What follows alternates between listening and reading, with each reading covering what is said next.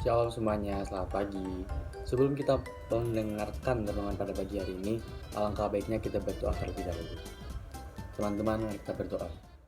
Terima kasih Tuhan untuk berkatmu hari ini, karena kami masih bisa bangun dan diberikan nafas baru oleh-Mu. Terima kasih Tuhan.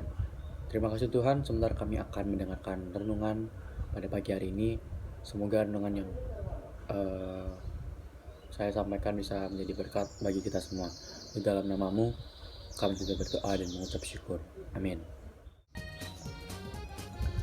Oke, aku bakal bahas move on ya. Cuman kalian berpikir bakal bahas move on yang percintaan ya? Iya sih, nggak salah. Cuman move on itu banyak modelannya. Contohnya, move on dari masalah yang kita dapat dari masa lalu, move on dari cara berpikir kita yang lama, dan nggak cuma dalam hal percintaan doang gitu ya. Oke, kita bakal baca di Yesaya 43 ayat 18 sampai 19. Firman-Nya, "Janganlah ingat-ingat hal-hal yang dahulu, dan janganlah perhatikan hal-hal yang dari zaman purbakala.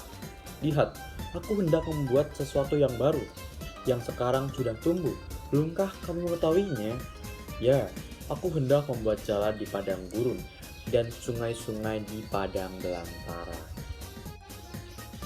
Jadi seperti yang kita bisa baca ya, Tuhan sendiri menyuruh kita buat jangan ingat-ingat hal yang dahulu. Apalagi di ayatnya itu sampai menyinggung zaman purbakala loh, yang berarti sangat lama ya kan, sangat di zaman dinosaurus gitu, sangat masa lalu. Jadi kita yang aku artiin di sini itu seperti trauma masa lalu ya, yang terbawa sampai sekarang, yang membuat diri kita takut buat melangkah lagi gitu ya. Yang kedua yang aku artiin, pola pikir lama yang dirusak oleh orang yang pernah hadir di masa lalu kita, yang benar-benar melekat atau nempel banget di otak sehingga membuat kita tidak bisa atau takut bertumbuh atau tidak bisa bertumbuh gitu ya. Nah, sebenarnya kita harus bisa nih buat diri kita move ke masa yang sekarang dan gak berpikir berlarut-larut tentang permasalahan yang sudah tertinggal di masa purbakala ya, masa dinosaurus kita ya, atau yang terletak di masa lalu kita. Supaya apa?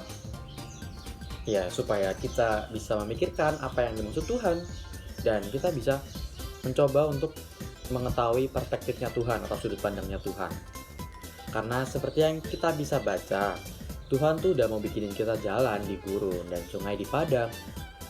Yang aku artiin di sini, Tuhan kasih kita akses menuju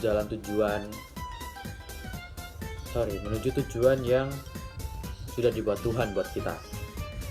Yang berarti kita harus tetap bisa jalan ya kan. Meskipun kita tahu sendiri kalau yang namanya jalan di padang gurun itu pasti panas kalau dibuatnya dari aspal, meskipun jalannya itu lurus mulus gitu.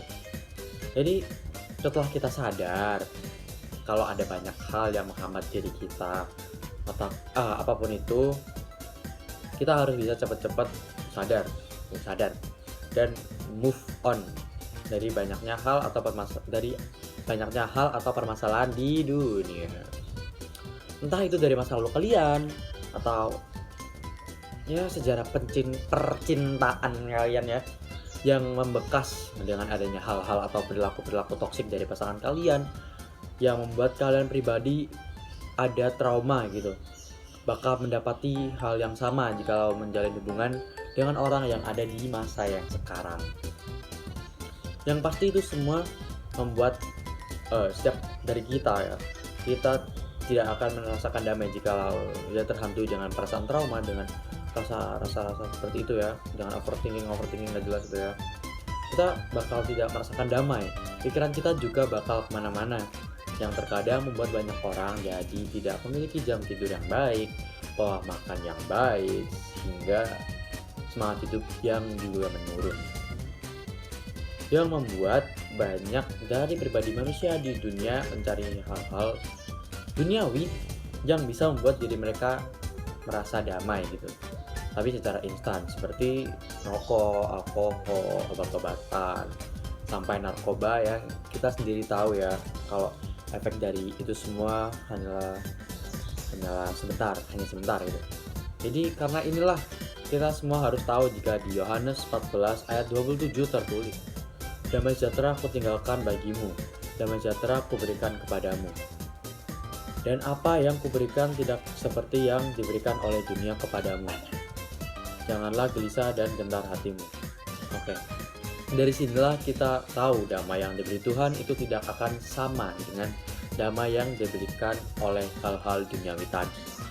Kita bisa bawa doa, hal-hal dan semua permasalahan kita agar diberi hikmat Tuhan ya, dan supaya bisa mengelola pola pikir kita menjadi lebih baik dan menjadikan permasalahan dan trauma yang pernah kita alami di masa lalu ataupun di masa yang sekarang, kita bisa menjadikan itu semua menjadi bahan evaluasi untuk menjadi pribadi yang lebih baik tentunya di dalam Tuhan. Damai sejahtera hanya ada di dalam Tuhan, dan hanya di dalam Tuhanlah akan ada damai sejahtera. Baik, sekian renungan dari saya. Tuhan Yesus memberkati.